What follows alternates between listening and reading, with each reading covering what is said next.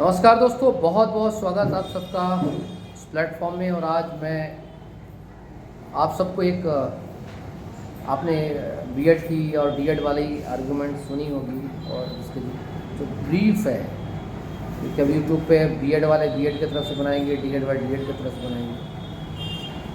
मैं जो यहाँ पर आपको बता रहा हूँ फैक्ट जो है, ना वो बीएड की तरफ से है ना डीएड की तरफ से। फैक्ट जो एक्चुअल हुआ उसके बारे में और जो एक्चुअल हो सकता है संभावना, उसके बारे में चर्चा करेंगे। सबसे पहले तो चाहे डीएड वाले हों चाहे बीएड वाले हों, ये वीडियो का मतलब सिर्फ और सिर्फ एक करेक्ट इन्फॉर्मेशन आप तक पहुंचाना है। इसका मकसद ना तो डीएड की भावनाओं को आहत करना, ना है बीएड की भावनाओं को। बाकी भावनाएं आहत करने वाले बाकी लगे रहते हैं ना। चलिए अब चर्चा करेंगे एक्चुअली में आज जो पूरा हुआ, पूरा प्रकरण बहुत शॉर्ट में समझिएगा। दो प्रश्न जो हैं पिछली हेयरिंग में छोड़े गए थे। पहला कि क्या बीएड ने डीएड का हक मारा है, सब कुछ हुआ है क्या। और दूसरा एक बहुत बड़ा चीज़ है कि एनसीटी की अगर गाइडलाइंस डिसमिस होती है, वो सेट असाइड होती है या उसको रद्द किया जाता है, तो उसका एमपी के बीएड पर क्या प्रभाव पड़ सकता है। और जो आज एक नया इशू हुआ, बड़ा इंटरेस्टिंग है। देखो, हर हियरिंग में कुछ ना कुछ नए इशूज आते हैं। तो पहले मैं बहुत क्लियर कट बता दूं, डीएड के तरफ से एक ही चीज़ की डिमांड है कि आप 2020 के जो नियुक्ति है बीएड वालों की, सुनना अच्छे से, डीएड वालों के तरफ से जो पक्ष रखा जा रहा है उनका सिर्फ एक मकसद है कि बीएड वालों को आप निकालिए और उसकी जगह डीएड को लीजिए। सुनना अच्छे से, क्योंकि 11 अगस्त 2023 को माननीय सुप्रीम कोर्ट ने बीएड को अपात्र घोषित किया है।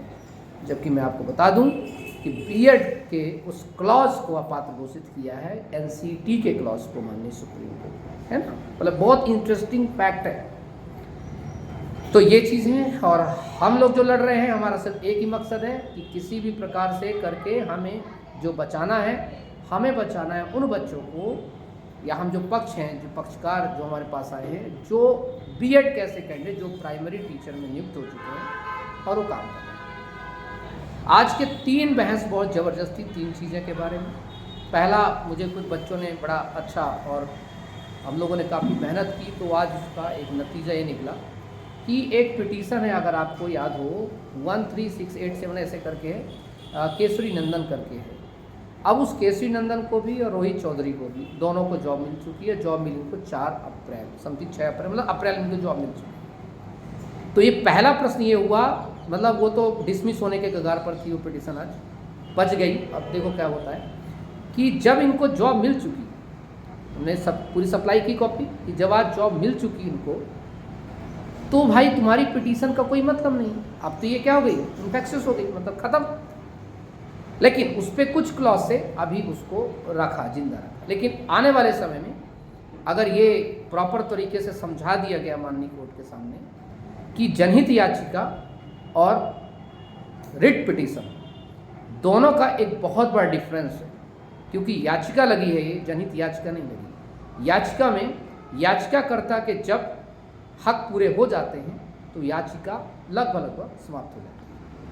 और अगर ये केसरी नंदन और रोहित चौधरी, चूंकि दोनों को जॉब मिल चुकी है, एक धारण मिली, एक कोनकपुर मिली, और दोनों की सप्लाई आज कॉपी हो चुकी है।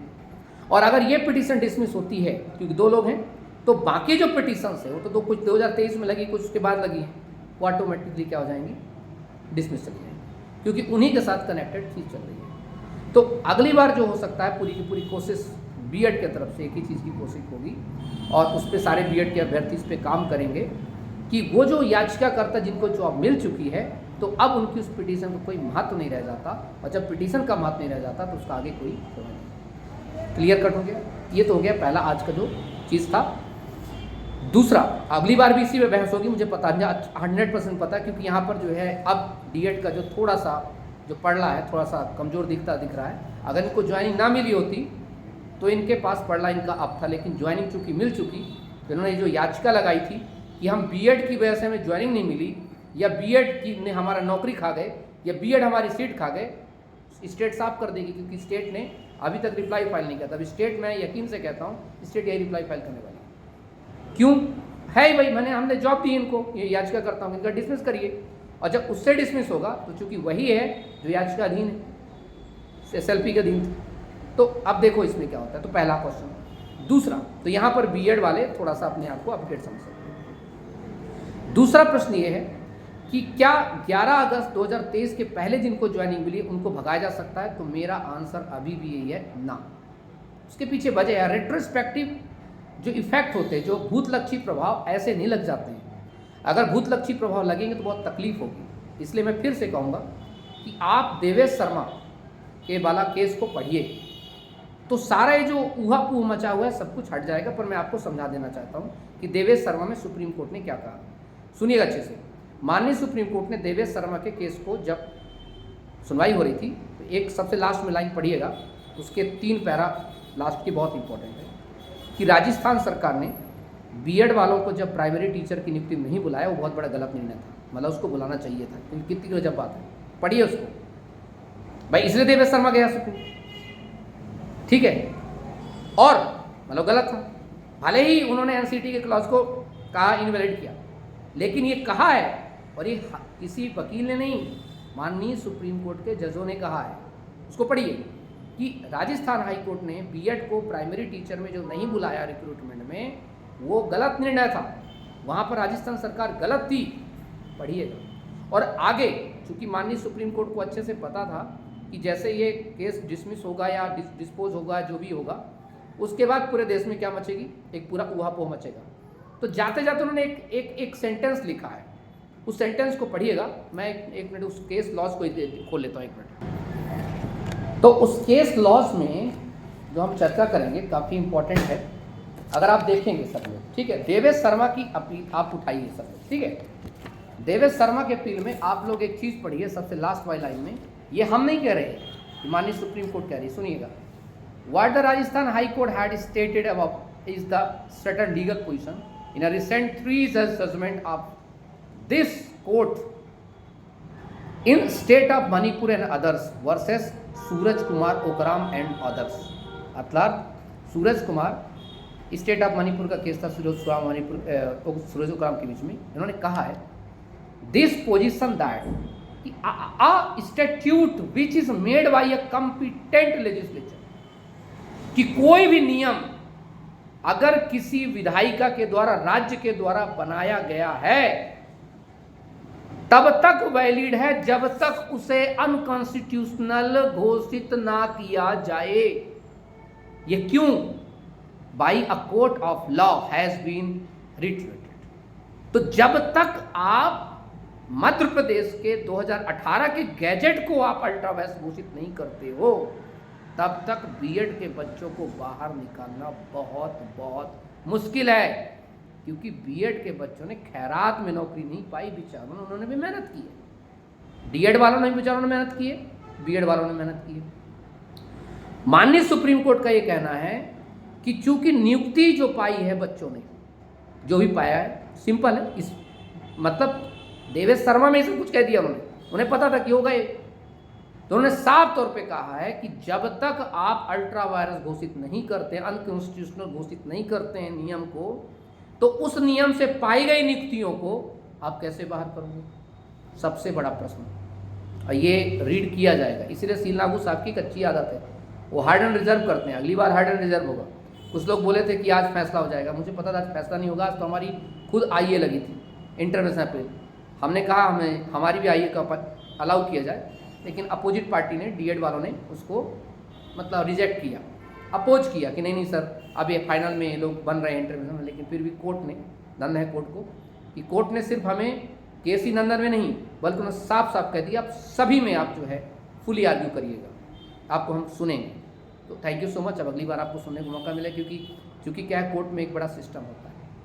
हम लोग अपने सीनियर्स जब तक बोल रहे होते हैं, या जिनकी इंटरवेंस अपनी पहले फाइल हो चुकी होती, पहले वही बोलते हैं, लेकिन आज कोर्ट ने साफ कहा कि हम आपको सुनेंगे। Let's wait and watch. तो ये इंपॉर्टेंट है क्या कि सूरज कुमार ओकराम जो केस है वही आपके लिए सेफ गार्ड है, प्रोटेक्टेड है आप। और किसके थ्रू प्रोटेक्टेड है? उसी जजमेंट के थ्रू जिस जजमेंट में एनसीटी के क्लास को खत्म किया गया। बहुत सिंपल है यार। तो मतलब आप लोग बहुत अच्छे से थी। और आज की जो पूरी की पूरी बहस थी, वो पूरी बहस बस इन्हीं 3-4 चीज़ों के इर्द गिर्द घूम रही थी कि इनका सिलेक्शन हो चुका है ऑलरेडी। पहला तो इन अब ये पिटीशन जिंदा रहेगी क्यों? अब वो है बचाएंगे, डीएड वाले अगर बचाने में सक्षम रहे उसको, अगर वो पिटीशन उड़ गई तो फिर जितने भी पिटिशनर्स हैं उनकी पिटीशन उड़ने में टाइम नहीं लगेगा। लेकिन अगर बचाने में सफल रहे तो फिर अच्छी बात है। पर बचा पाना भी एक प्रकार से चीज़ें हैं कि इसमें कैसे बचें। और रहा सवाल बीएड के जो ज्वाइन कर चुके हैं, आपके लिए कई जजमेंट है, आप प्रोटेक्टेड हैं, बस हाँ लड़ना पड़ेगा। आज एक बच्चे ने मुझे मैसेज किया, सर मैं सर अकेले 1 लाख रुपए आप दूंगा सर, प्लीज़ बचाइए। भाई डीएड वाले मास फंडिंग करते हैं, आपको पता अच्छे से, मास फंडिंग करते हैं, इकट्ठा फंडते हैं, यहाँ से पैसा, यहाँ सारी जगह से पैसा मंगाते हैं। बीएड वाले सो रहे हैं अपने हक को लेकर के। आपको करना चाहिए भाई। आप चूँकि अगर वो फंडिंग करके एक अच्छे जो है तरीके से लड़ रहे हैं, हर स्तर लड़ रहे हैं, तो आपको अपनी नौकरी बचानी है। क्योंकि उसमें ज़्यादातर लोग क्या नौकरी के बाहर हैं, तब भी फंडिंग कर पा रहे हैं। आप सब नौकरी के अंदर हैं, अपनी नौकरी प्रोटेक्ट करिए। क्योंकि आप प्रोटेक्टेड इसी में प्रोटेक्ट हैं, क्योंकि पता नहीं इस चीज़ को जो है अभी तक उठाया क्यों नहीं गया है, अभी तक इसको उठाया नहीं गया है। शायद ये मेरे लिए बचा हुआ है। तो अगली बार आपको मिलेगा सुनने को state of Manipur and others versus Suraj Kumar Okram. और इसको मैं सभी जो जज हमारे जो एडवोकेट साथी हैं, मैं सबको बांट दूंगा। जैसे आज मैंने ज्वाइनिंग का जो लेटर बांटा है, उसी पर बाकी लेटर्स भी बांट दूंगा, ताकि सिर्फ हम उनको बचाने में सक्षम रहें जो बीएड कैंडिडेट ज्वाइन कर चुके, वो भी गरीब बेचारे। हाँ, मैं ज़रूर कहूँगा कि आने वाली समय में बीएड को हटाया जाएगा। मैं उसका खिलाफ नहीं हूँ, क्योंकि भाई सिंपल है, जब सुप्रीम कोर्ट ने कहा तो वहाँ से जो है रेट्रोस्पेक्टिव तो जाएगा नहीं, लेकिन आगे जो है पूर्वगामी जो प्रभाव पड़ेगा। भाई भूत लक्ष्य नहीं जाएगा, लेकिन आगे आने वाले समय में तो लगेगा, है ना। तो अब तक के लिए थैंक यू सो मच, अपना ध्यान रखिएगा। मतलब आज की जो बहस है वो ना किसी के पक्ष में है ना किसी के विपक्ष में है, बल्कि आज एक नंबर थोड़ा कम हो गया है बेचारे डीएड वालों का। उसका रीज़न है क्योंकि जो के श्रीनंदन और जो रोहित चौधरी, जिनको पहले से ही वो मिला हुआ है, क्या नाम है, प्रोटेक्शन मिला हुआ था, और चूँकि पहले उनके पास जॉब नहीं थी, अब वो जॉब में जा चुके हैं, तो बहुत मुश्किल होता है रिट पिटीशन में। जनरली मैंने जो देखा है कि रिट पिटीशन क्या होती है, उसके बाद डिस्पोज ऑफ हो जाती है कि ठीक है यहाँ से ये पिटीशन ख़त्म की जाती है, क्योंकि ये जनहित याचिका नहीं है। और अगर सीनियर एडवोकेट्स ने इसको आज समझ तो गए हैं, अगर घेर लिया तो बड़ी मुश्किल पड़ेगी डीएड को यहाँ से थोड़ा सा निकल पाने। लेकिन फिर भी वो अपने तरीके से लड़ रहे हैं, आप अपने तरीके से लड़िए, खुश रहिए अच्छे तरीके से, बहुत मस्त रहिए। Thank you so much, bye, नमस्कार।